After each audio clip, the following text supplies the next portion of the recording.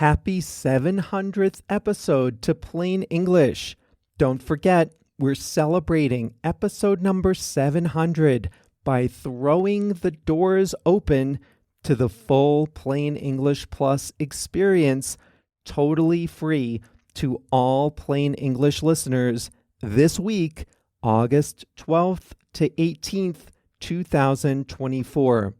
You do need an account at Plain English, so if you don't have one yet, sign up now. It's free. If you have an account already, just log in and you'll see everything we have to offer. Now, here's today's episode. Let's take a whirlwind tour through America's national parks. Hi there, everyone. I'm Jeff, and this is Plain English, where we help you upgrade your English with stories about the world. And this summer, we're focusing on daily life in the U.S. And for a lot of people, a great road trip vacation includes a visit to a national park. Not everyone lives near a national park, but a lot of people get to visit at least once in their lives. And these visits make a great impression on those of us who have been fortunate to do them. So today's episode is about the 63 national parks in the United States. In the second half of the episode, I'll show you what it means to be one of a kind.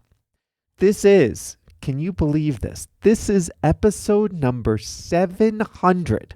700. We have done 700 of these. Well, you know what that means. JR, the producer, has uploaded our full lesson to plainenglish.com/700. Before we dive into the story, just another quick reminder that we've opened up the full Plain English Plus experience to all listeners, totally free this week only, August 12th to 18th. If you haven't been on the website, make a point to do that and explore all the great premium resources. It's free this week and this week only. Check it out at plainenglish.com.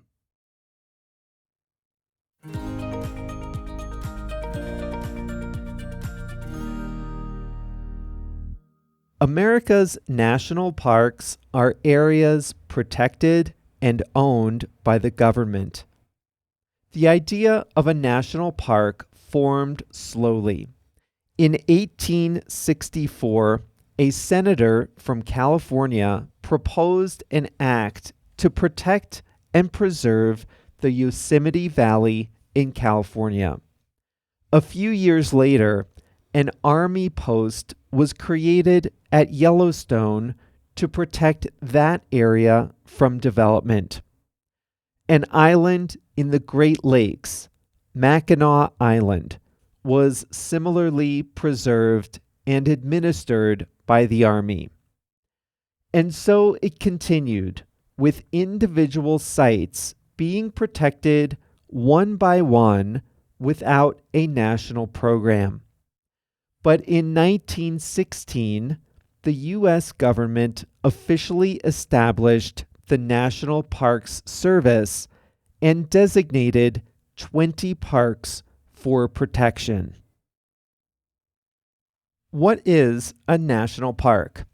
Speaking in general, a national park is an area, usually a large area, of some kind of natural beauty or significance. Development in the park is strictly controlled so that the natural beauty can be enjoyed by future generations. Most parks protect unique plants and animals that live within the park boundaries. Many parks have some roads. Some parks have limited places to stay overnight, including campsites. The campsites can be reserved online. They're often sold out in the busiest months.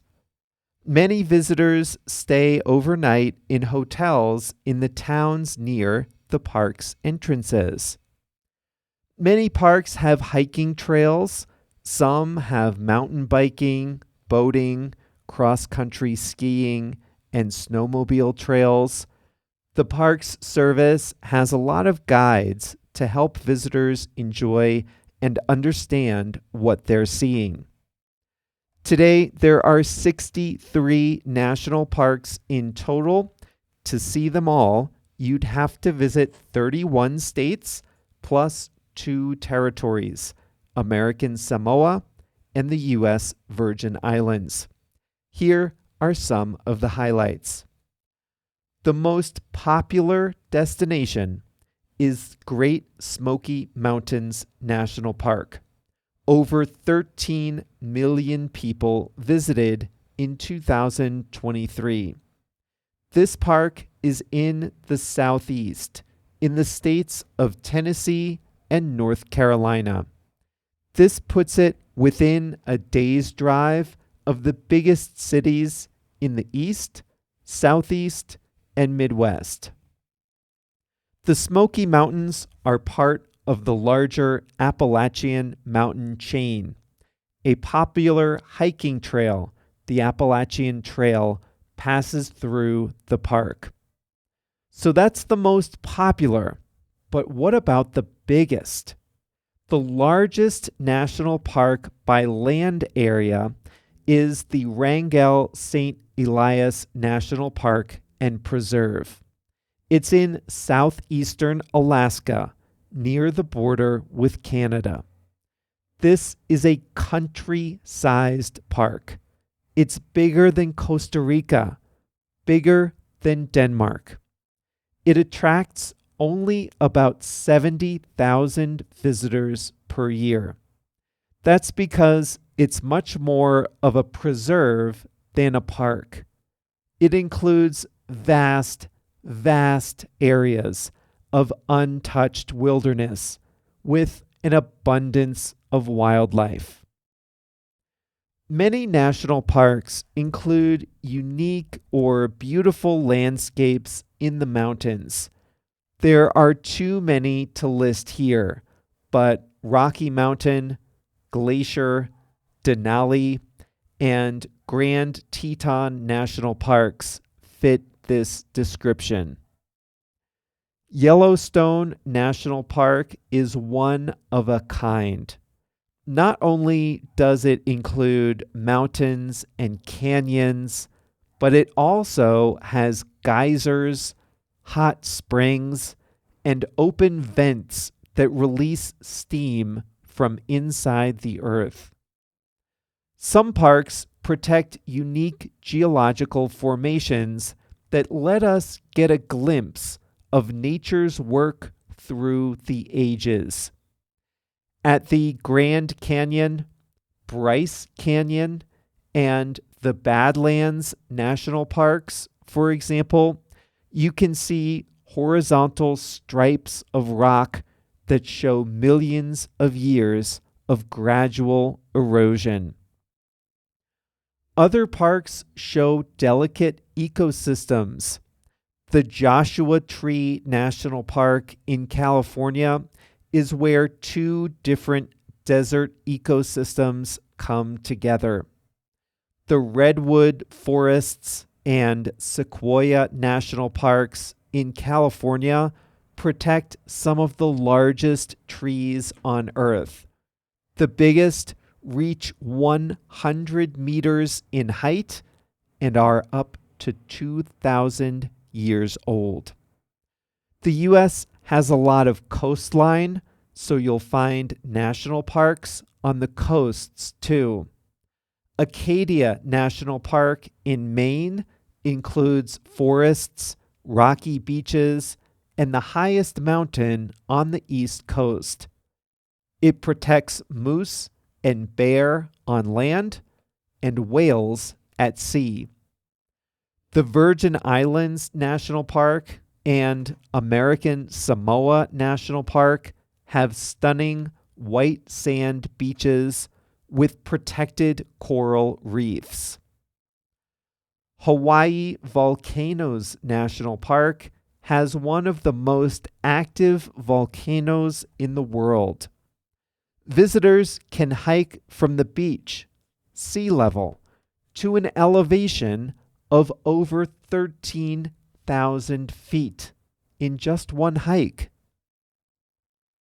In this one park, visitors can see lava fields, rainforest, tundra, and even desert.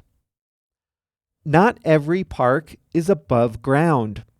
Carlsbad Caverns National Park in New Mexico is a network of 117 caves, one of which is almost 200 kilometers long. Mammoth Cave in Kentucky is the world's longest cave system. The smallest national park isn't an area of natural beauty at all, and not much wildlife lives there. It's next to downtown St. Louis, Missouri, on the Mississippi River. The Gateway Arch National Park features a large metal arch constructed in the 1960s to commemorate westward expansion. A few others: Death Valley National Park is the hottest, lowest, and driest place in the United States. Daytime temperatures can hit 50 degrees. Florida's Everglades National Park is the largest tropical wilderness in the U.S. Panthers, crocodiles, and manatees live there.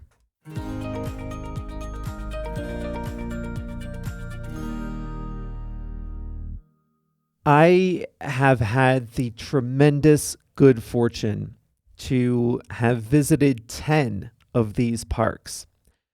And I am embarrassed to say that for many years, actually for most of my life, I lived within a day's drive of about 5 more and have never visited. They really are a treasure. Each park is different. Some are free, but others charge a fee, maybe $15 to $30 per person or per car. And once you're inside, some parks have built up attractions, others are just complete wilderness.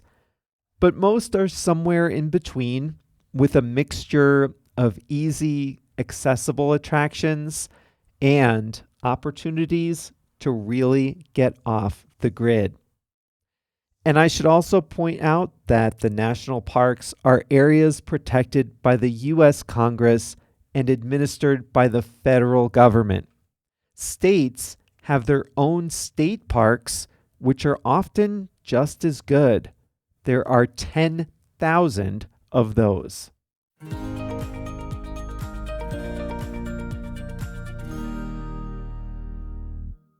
One of a kind.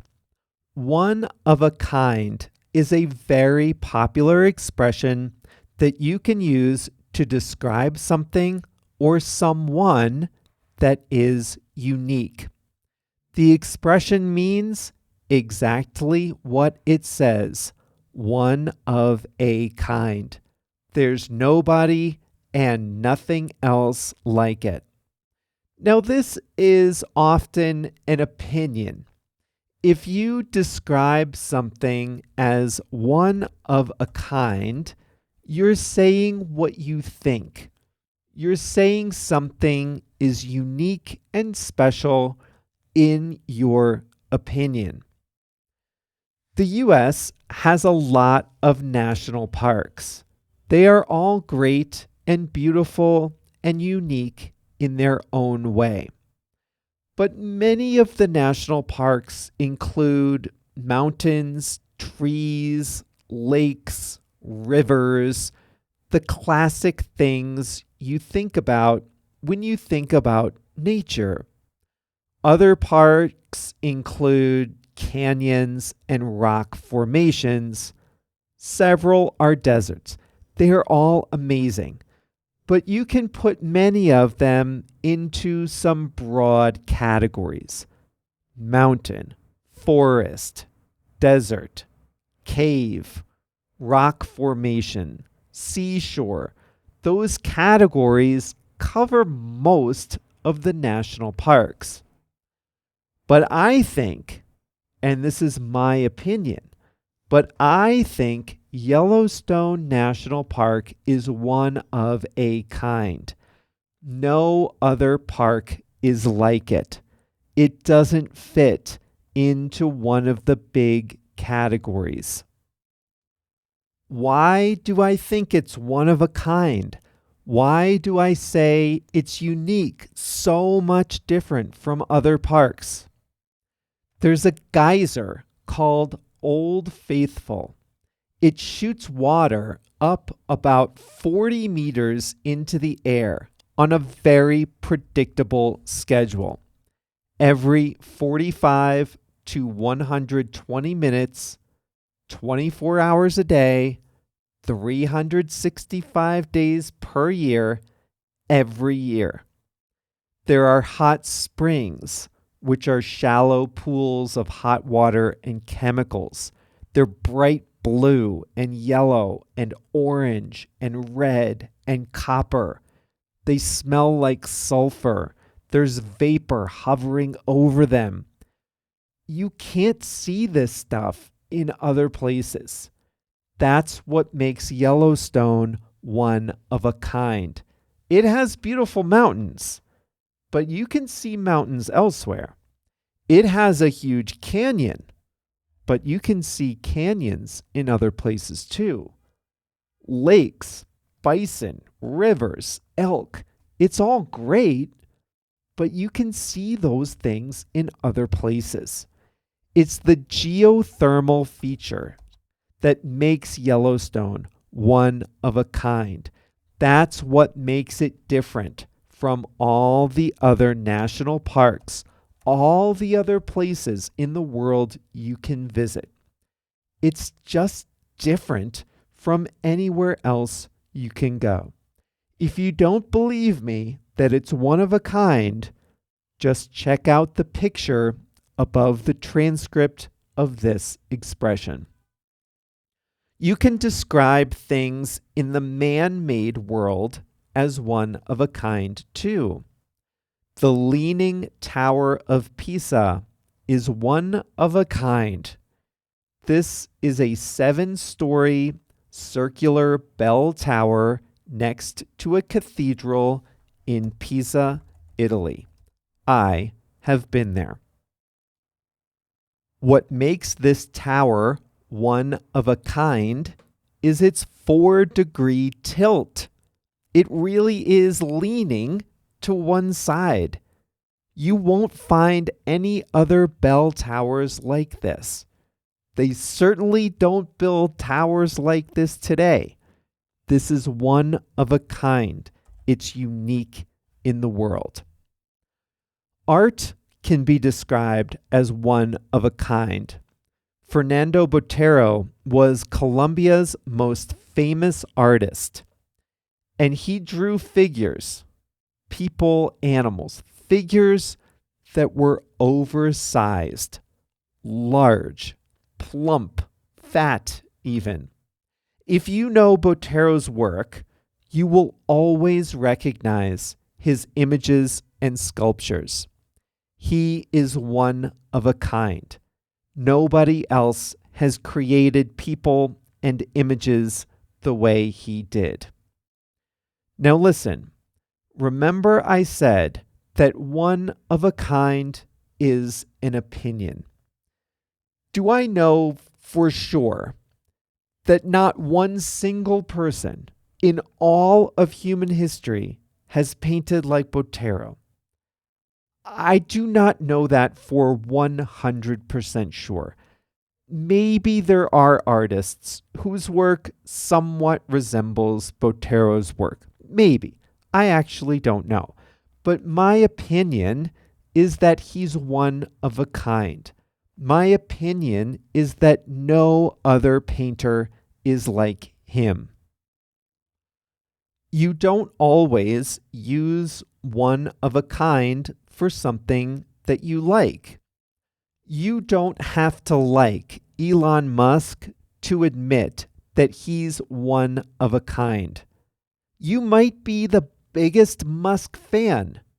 You might be a Musk hater, but you have to admit he's one of a kind.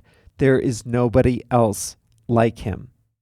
He's one of the richest people in the world. He's the CEO of an electric car company and a social media network, and those are only two of his many businesses. One of his children's names includes a letter that's not in the English alphabet. He's on all kinds of drugs. He wants to colonize Mars.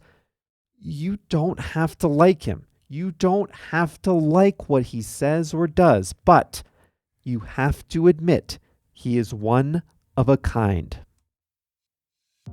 JR is one of a kind. He has been our producer for every single episode of Plain English, starting with episode 1 back in 2017 and continuing through number 700 today. Every time we hit these round number episodes, I think how lucky I am to have JR on the team. How lucky we all are. There wouldn't be a Plain English without JR. So JR, thank you for being our loyal producer for 700 episodes and counting. And I always think of you all too, and all the hard work you do. And this boggles the mind, some of you have listened to all 700 episodes. Others of you, this might be your first day listening. However long you've been with us, thank you for making Plain English part of your life, and congratulations on all the great work you've been doing. We'll be back with number 701 on Thursday.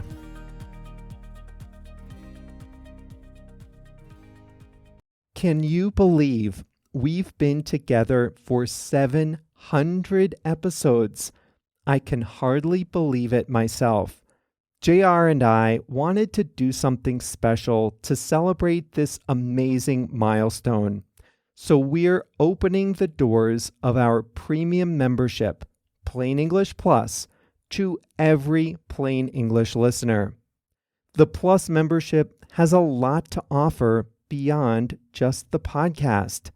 We've got translations built right into our transcripts, so you never have to be confused when you hear a hard word. There's the fast version of the audio, which you can get on a podcast app. We've got fun, interactive exercises that go along with every story, and step-by-step video workshops help you express complex ideas. These are part of our paid programs, but they're all free this week, August 12th to 18th, 2024. So take a moment to log into plainenglish.com. If you don't have an account, that's okay. You can create one for free. And once you're in, you can explore everything we have to offer inside the Plus membership, and you can learn a lot in just this week. Go ahead and do that now, plainenglish.com.